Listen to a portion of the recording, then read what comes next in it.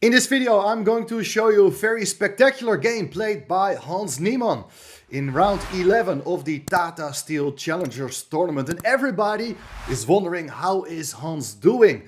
Well, not too great. In an earlier video, you have seen probably that Hans lost to my former student Eline Rubers. And also after that, he went on to lose a game against the tournament leader, Marc-Andrea Maurizi. So he's no longer really in contention to qualify for the Masters group next year. But still, I have a very interesting game to cover as he's playing with the black pieces against international master Stefan Beukema. It's a really funny game. Make sure to subscribe to the channel as well, as I want to get 4,000 subscribers as soon as possible and much more, of course. But I will show you the game first. It's an English opening. 1c4, e5.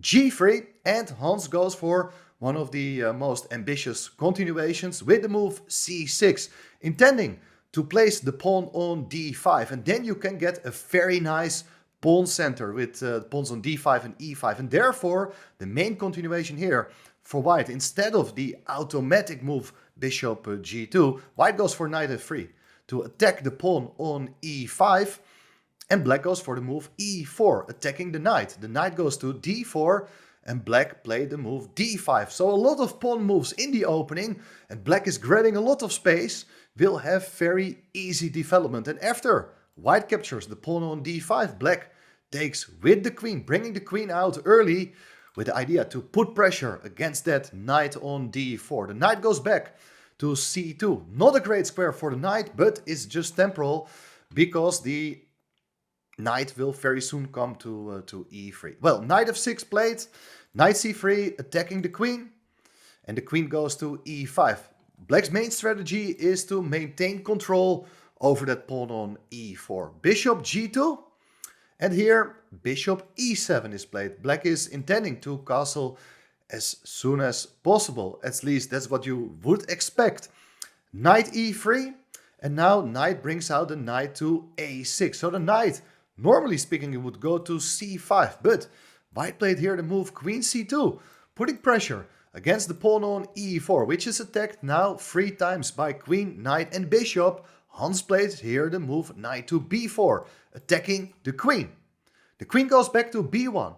It maintains control over the pawn on e4, and there is no really convenient way to protect the pawn. If you do play bishop f5, then white can just eliminate the bishop. So black is about to sacrifice a pawn here. Played here the move knight bd5.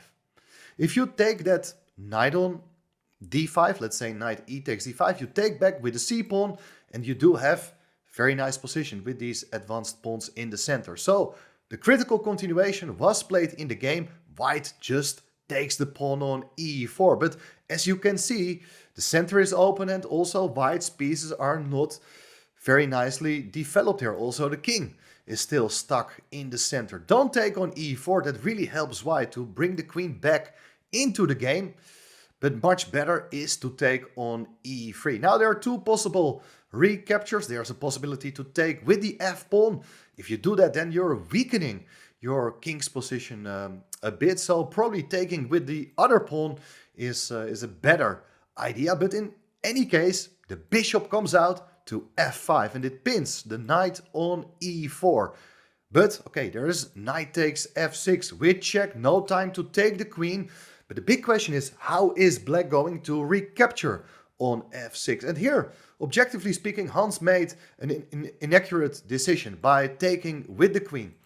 A better plan is to take with the bishop. Let me show you one idea here for black. If you do take with the bishop, you do have very nice pressure on this diagonal. The queen is still under threat as well. Let's say you play here the move e4 to attack the bishop on f5, then castling queenside is really strong.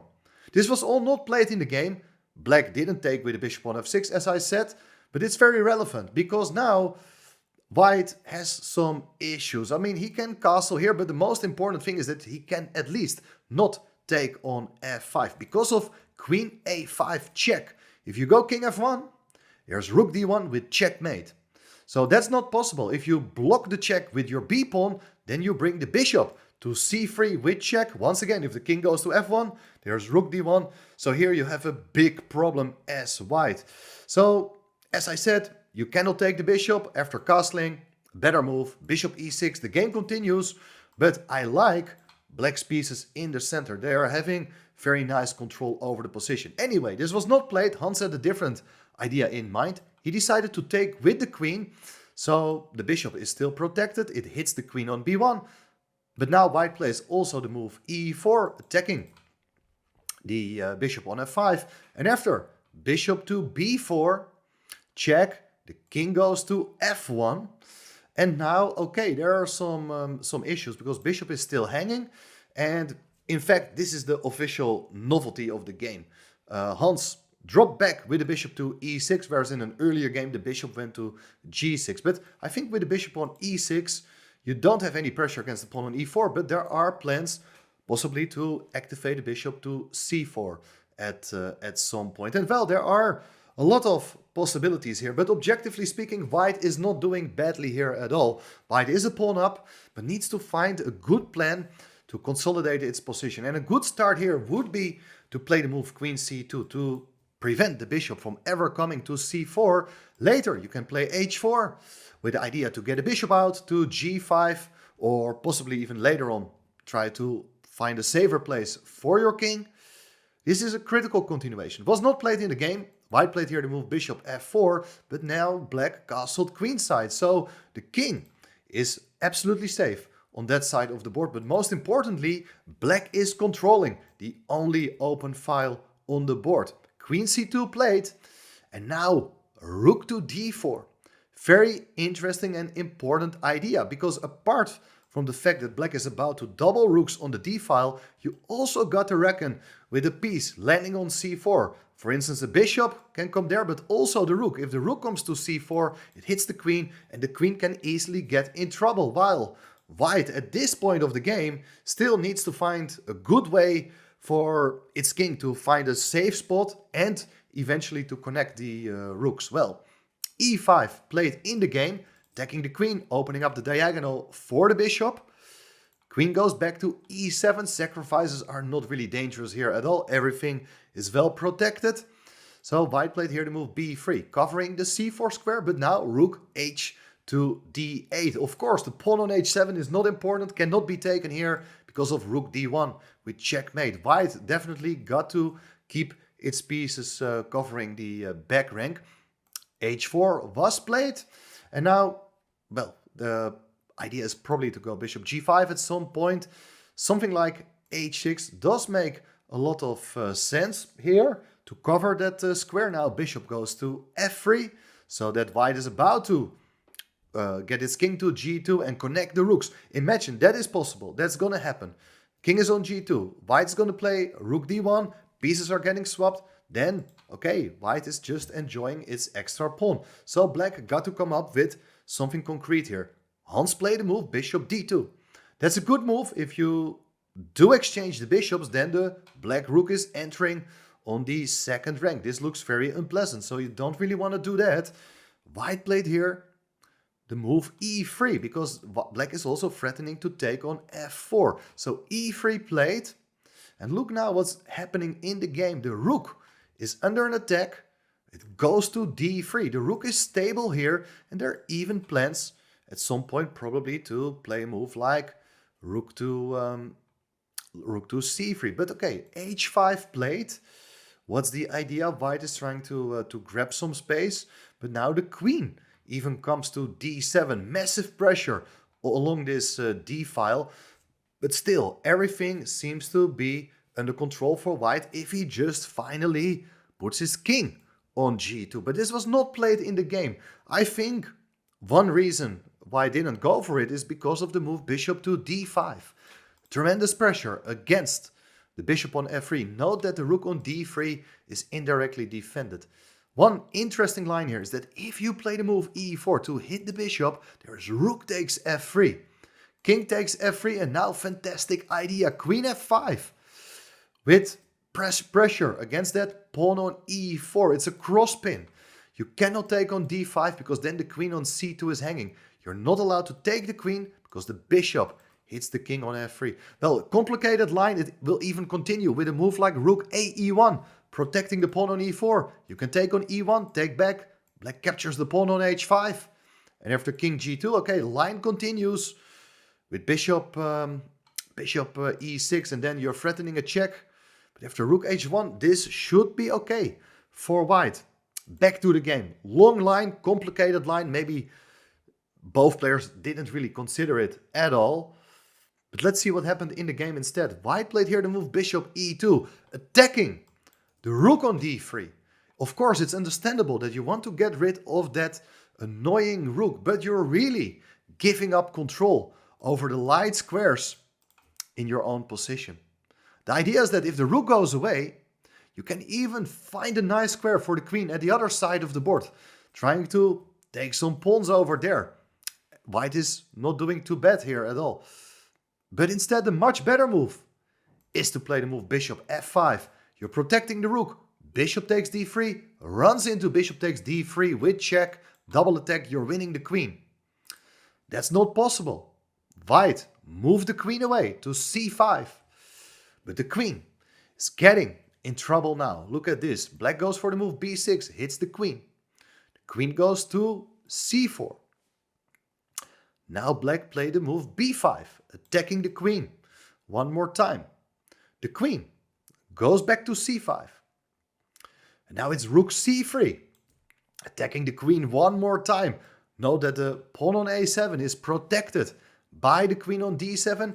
Black is not fearing any weakening of its own queen side. Everything well protected, and black is step by step infiltrating into white's position. The queen goes to a3.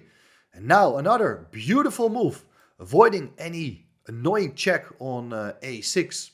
Black goes here for the move a5, indirectly defending the pawn because white cannot take it. There's rook c1 with a discovered check. You're winning the queen. Rook takes c1, bishop takes a5, game over. So the pawn is okay. The queen is not okay on a3. Rook to d1 is played, but now the black rook goes to c2. The rook protects the bishop, but there are also ideas at the right moment to play here a move like bishop b4. When the queen on a3 is getting trapped, the queen doesn't have a good square to go to. Even doesn't matter that your own queen is hanging. You can always take back first. The white queen on a3 is just out of play. One interesting line here is that if you play the move king g2, there's bishop e4, bishop f3, and now queen d5. That's a great move. Attacking the bishop on f3. If you take it, queen takes e4 with check again. If you go away with the king, there's bishop b4. That's exactly what I was talking about. The queen is just trapped at the edge of the board. Well, now you understand. White got to do something about it. Play the move b4 to get a square for the queen. But it's not looking great because here, the black queen comes in to d5. It hits the rook on h1. It's a massive mating threat. If you play rook to g1, saving the rook, but allowing the move bishop h3, and the bishops are taking away all the squares from the white king, that's leading to mate. If the rook goes to h2 to keep this square covered, well then an additional plan of black's last move is revealed. Rook takes a2, attacking the queen, and the black queen supports also the rook on a2. Queen is just trapped here. So white is just lost here. Play the move e4, attacking the queen, but you can take the pawn. Hit the rook on h1 again. White play the move f3 to counter the queen on e4 with tempo. But can you see the key move, the final move of the game? It's a beautiful move. Every kind of move you play here should be winning. But the best move, that's just a joy for your eye. Let's put it on the board. Queen takes e2, played in the game by Hans. Queen sacrifice to finish off the game. That's how you do it. White resigned. If you take the queen, here's bishop takes f4. Discovered check. And the king cannot move up the board. These squares have been covered by black's pieces. The king gotta go back. If you go back to f1, it's rook takes d1. If you go back to e1, then you first take on g3 with check. King got to go to f1, and then it's rook takes d1 anyway with checkmate. This was probably one of Hans' best games from this tournament so far. There are 2 more rounds to go. He's on 6.5 out of 11. As I said, no longer a chance to qualify for the Masters group next year, but hopefully he can entertain us with 2 more exciting games. Let me know in the comments what you think of this game, and I will see you soon again. Bye bye.